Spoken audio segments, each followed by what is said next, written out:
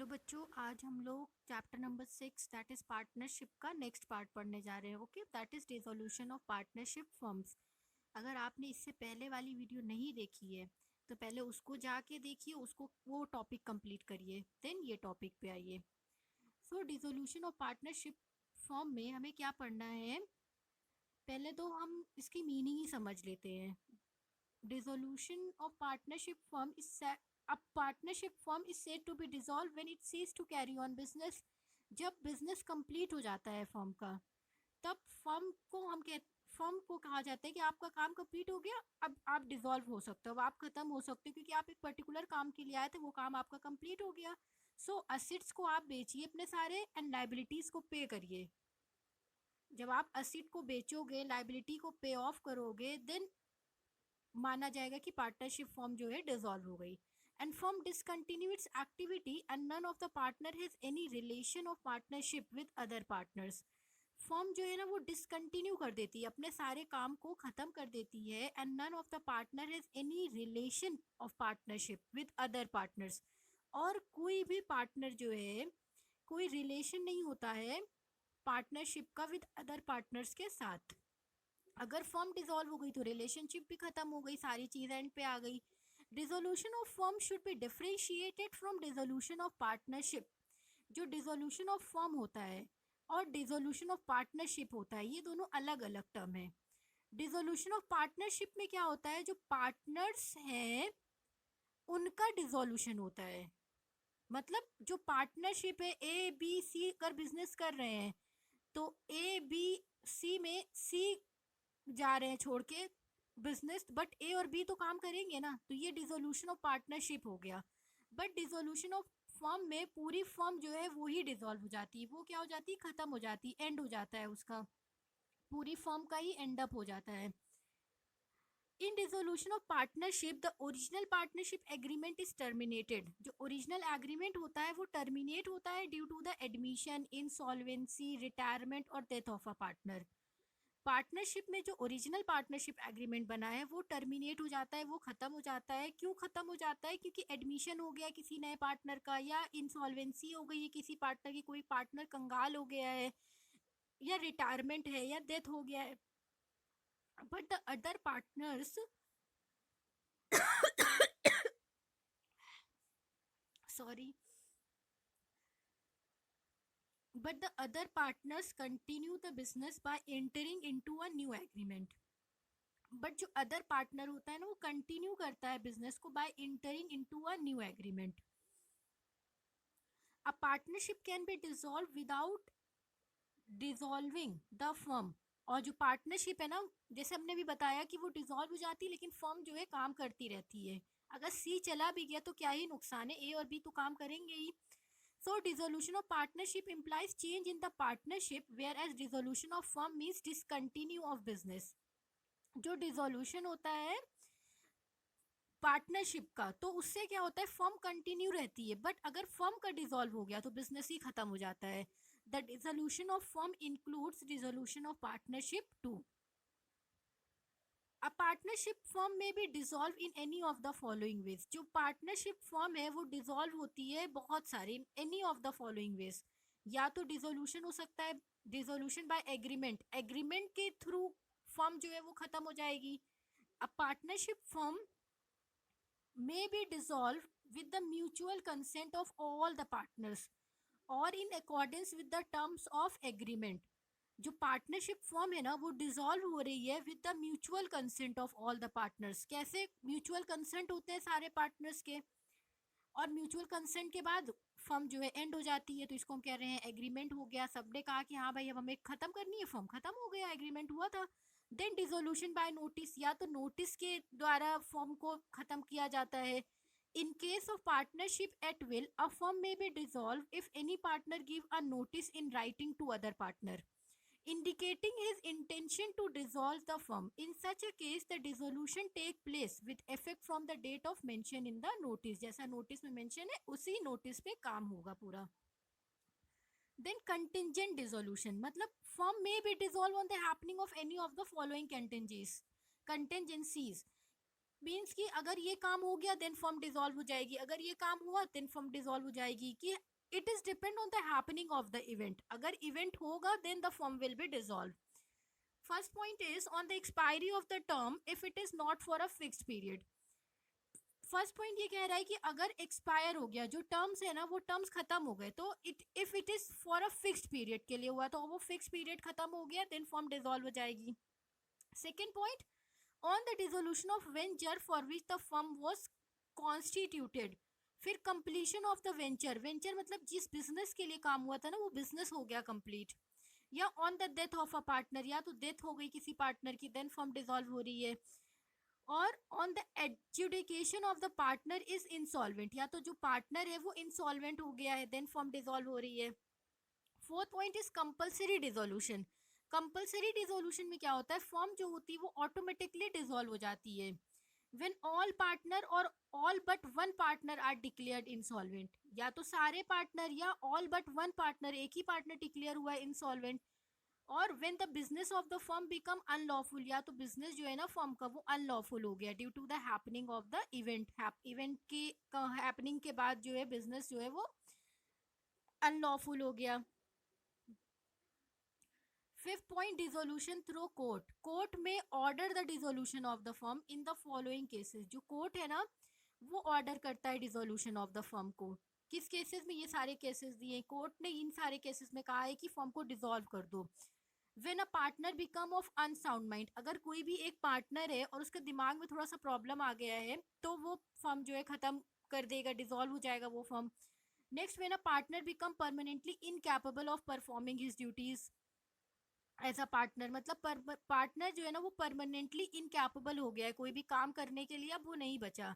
या when a partner is guilty of a misconduct, या partner को गिल्टी पाया गया है कोई भी काम के लिए, उनको गिल्टी पाया गया कि अरे आपने ये गलत कर दिया, मिसयूज कर दिया मनी का, देन पार्टनरशिप डिसॉल्व हो जाएगी.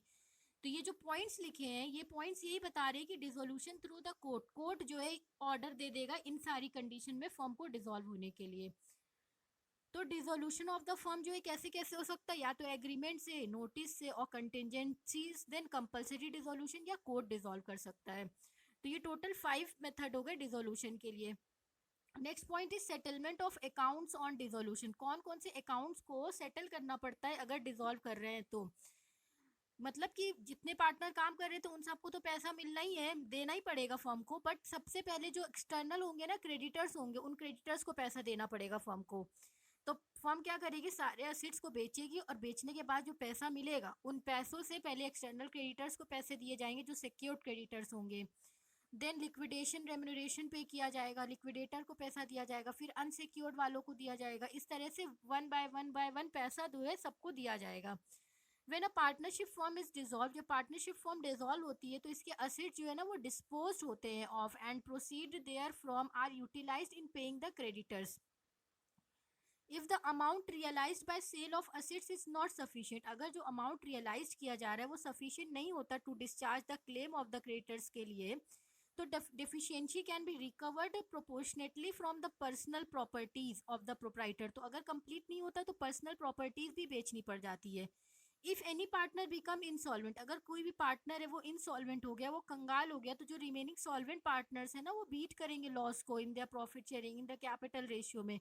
इन case the assets of the firm are more than the sufficient to meet the liabilities in full, अगर असेट जो है ना फर्म के वो ज्यादा हैं, असेट जो है मोर है देन सफिशिएंट है to meet the liabilities, then surplus may be utilise to pay off the loan and capital contributed by the partner. अगर ज्यादा पैसा है तो पार्टनर्स को मिल जाएगा पैसा जो उन्होंने कैपिटल कॉन्ट्रीब्यूट किया था उस फॉर्म में मिल जाएगा.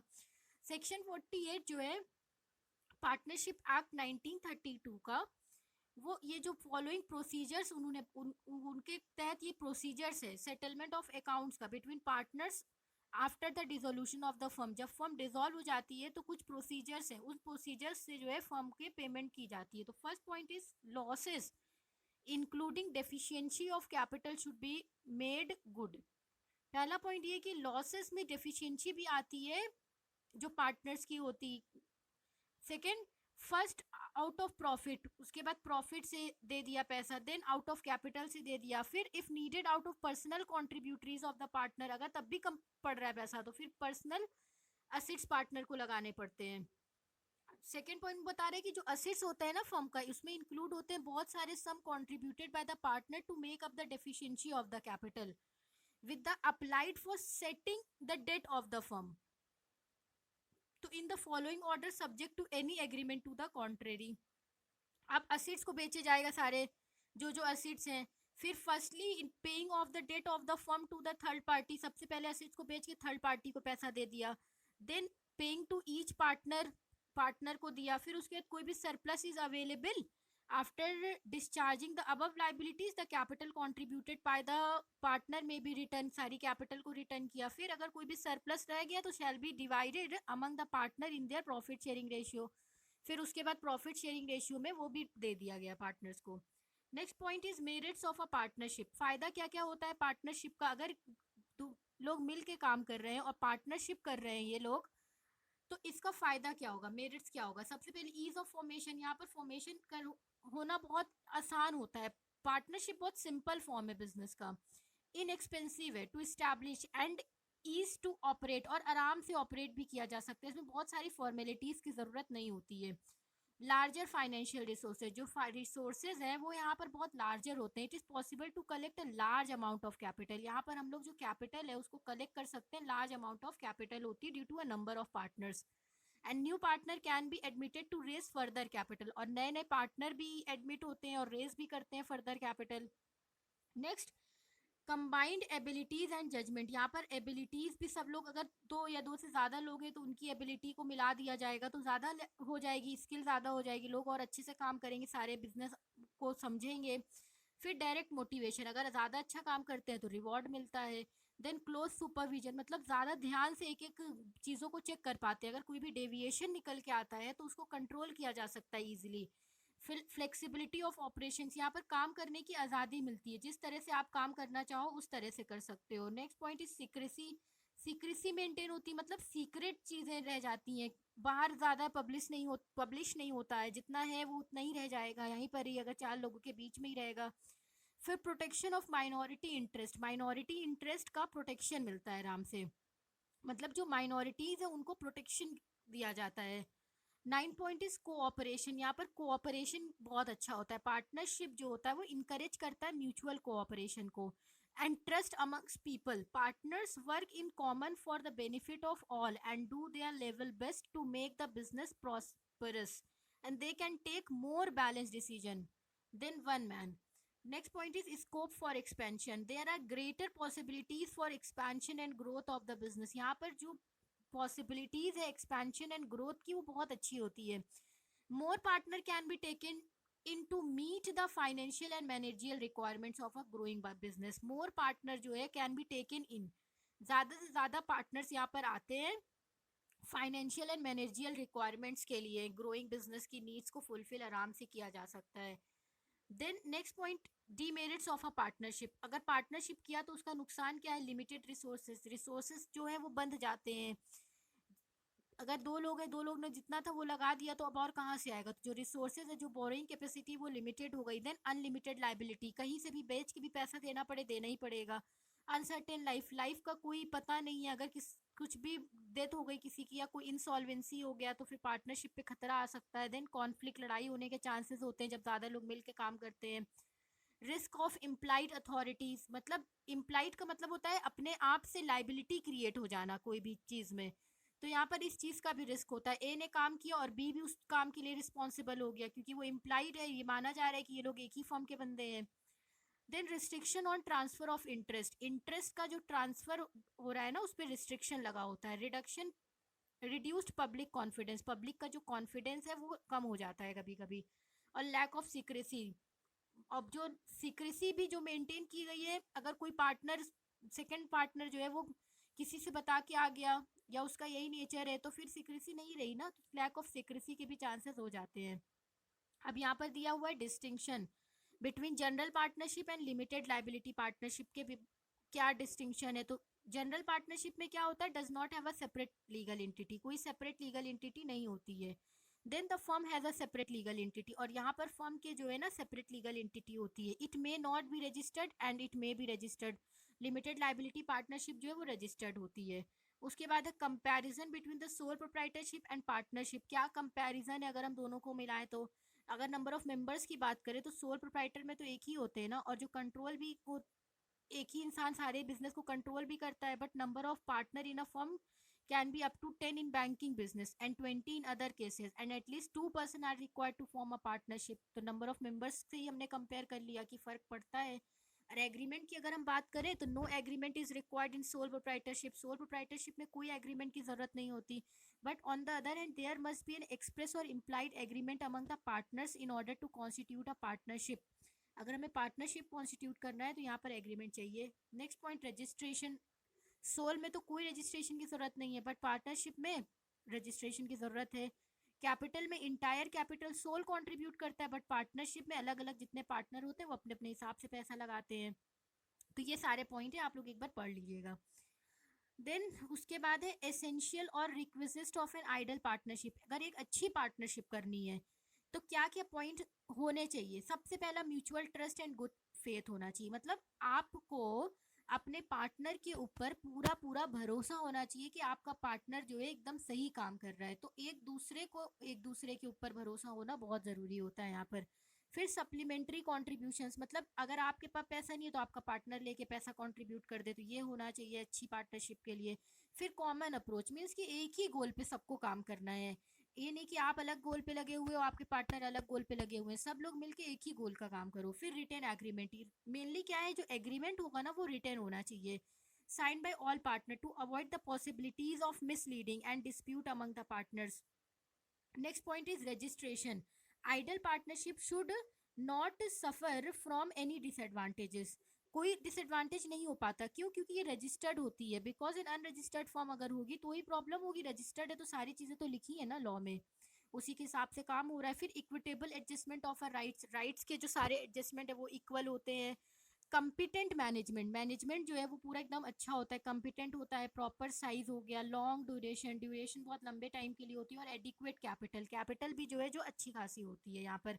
कि ideal partnership should have a sufficient financial resources, जो इनके रिसोर्सेज है वो बहुत बढ़िया होते हैं for a long term and short-term needs without being over-capitalized. There should be clawback of profits. Drawings should be limited as far as possible. The long-term funds must be contributed by the partner. Short-term fund may be borrowed from the bank and other sources. Long term तो partners ने contribute कर दिया, और short term fund जो है वो bank से भी ले लिया जाता है, उधार कर लिया जाता है कि भाई दे दो, शॉर्ट टर्म के लिए पैसा चाहिए। फिर ये दी हुई है समरी, इसको अच्छे से पढ़िएगा, और जो क्वेश्चंस है उसको कॉपी में सॉल्व करना है।